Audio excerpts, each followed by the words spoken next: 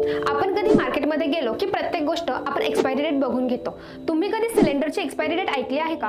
हो, अनेकांना अजून हे माहित नाही की सिलेंडरवर एक्सपायरी डेट असते। ती अशी की A26, B21, C29, D26 यामधील ABCD हे अल्फाबेट महिने दर्शवतात।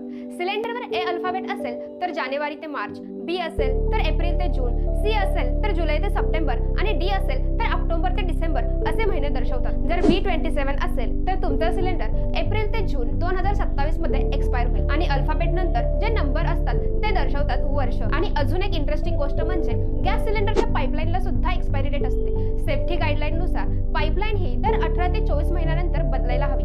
सिलेंडरचा पाईपची एक्सपायरी डेट चेक करण्यासाठी तुम्ही BIS ॲप म्हणजेच ब्युरो ऑफ इंडियन स्टँडर्ड ॲपवर जाऊन आपल्या पाईपवर असणारा नंबर टाकून पाईपची एक्सपायरी डेट पाहू शकता।